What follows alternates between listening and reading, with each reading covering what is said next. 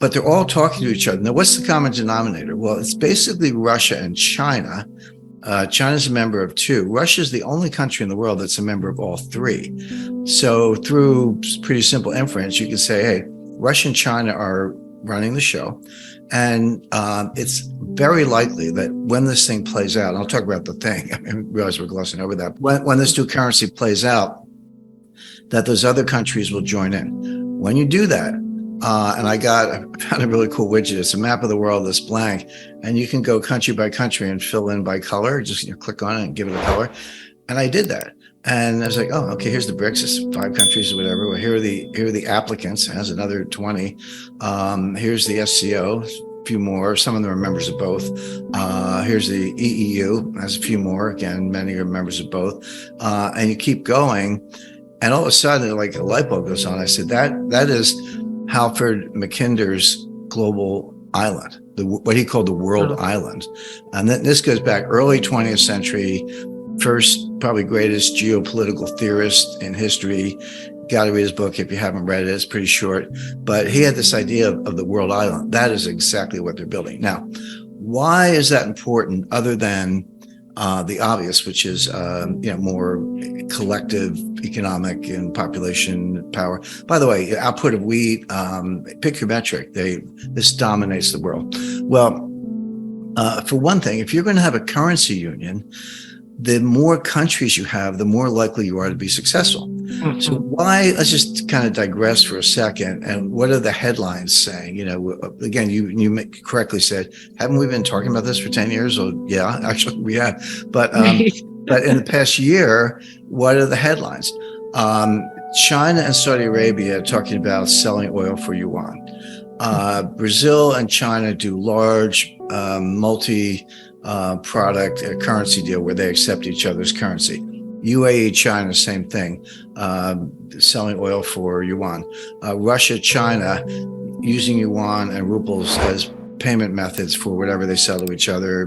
Russia sells natural resources, China sells semiconductors, manufactured goods, and so forth. And there are a number of those. I don't have to list them all, but there are 10 or 15 of these.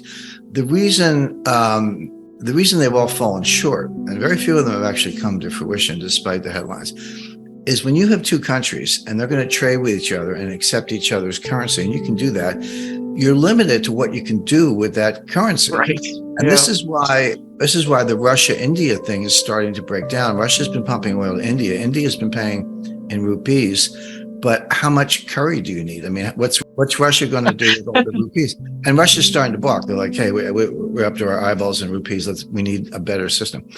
Well, when you have a multilateral, multi-country currency union, that problem goes away. Yeah. Because now Russia sells oil to China. China pays in Brics, the BRIC currency, pays you in BRIC. But Russia can take the BRIC and turn around to Argentina and say, we'd like to buy, or Brazil maybe, and we'd like to buy some Embraer aircraft. And Brazil gets the BRIC currency, and they can turn around to China and say, we'd like to buy some rice. And then China takes, et cetera. And so you've solved the quasi-barter problem. Mm-hmm. You've solved the problem of what to do with a pile of currency that you really can't use other than certain goods and services, but not everything you want. And there's an analyst who's brilliant. I read his stuff all the time. I'm like, man, you're so smart. And I just really follow him very, very closely and give him a lot of credit. But he came out a few days ago, maybe a week, and said he'd heard about this and he was kind of dismissing. He said, you can't have a currency union without a common fiscal policy. And I said, I don't want to mention his name, but I said, have you not heard of the euro? I mean, there is no common fiscal policy in Europe. Don't tell me that Italy has the same fiscal policy as the Netherlands or that Germany has the same fiscal policy as Greece. They don't. They do have a central bank that issues the currency, has a little bit of gold, but not a lot relative to the size of the economy. But there's no common fiscal policy, and there's no common bond market. To this day, there's no such thing as a bond, I'll call it a euro bond, backed by the full faith and credit of the entire European monetary zone. It doesn't exist. You can buy German bonds in euros. You can buy Italian bonds in euros, but you can't buy a euro bond backed by all those countries. So they don't have a common bond market, and they don't have a common fiscal policy, but they do have a currency union that's very successful. So now back to the BRICS, they finally have the scale. They finally solved this problem, which I described, which kind of is not, when you got two countries, you're not too much further ahead than barter, but with 30 countries or 40 countries, you've solved that problem. So that's the background. Again, I want to just at the risk of repetition, I want to make 2 points. One, it's been 17 years in the making. It's not an overnight thing. They've replicated the World Bank. They've replicated the IMF. Now they're coming out with a new currency.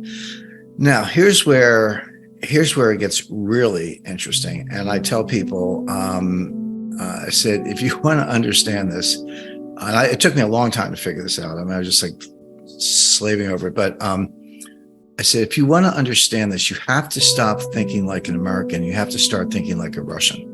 This is the kind of thing that pretty much only Russia could come up with. So what is the BRIC? And by the way, I don't know if they're going to call it a BRIC. I'm saying BRIC for convenience. It doesn't matter what they call it, but I just call it a BRIC for the time being. But they'll come up with a name. Who knows? The value of the BRIC is not determined with reference to any other currency. It's determined with reference to gold by weight of gold. Now, and I don't know the weight, they'll pick one, but again, it doesn't matter because it's not even, it's math, it's logic. And by the way, now we're back to Aristotle's transitive law. This is the key. This unlocks the whole thing, because Aristotle said, if A equals B equals C, then A equals C. The B can drop out. It's not even arithmetic. It's logic. It's called the transitive law. I'm certain Aristotle invented it. If any Greek scholars know an earlier source, let me know. So what the BRICS have done is they have dodged the biggest bullet, the thing that caused Britain was ultimately to fail, the thing that potentially stands in the way of all this. They've defined their currency by weight of gold. Now, a weight of gold has a dollar value, right? So A equals B equals C. One BRIC equals one, could be an ounce or a kilo, it doesn't matter. Call it an ounce. One BRIC equals 1 ounce of gold equals today, 1970, okay? Well, through the transitive law, drop out the B, and one BRIC equals 1970, $1,970. But that's constant. I mean, that logic works for a moment in time, but it's not fixed, because the price of gold is going to fluctuate daily or minute by minute, right? So what's going to happen is the dollar gold, call it exchange rate, the dollar price of gold.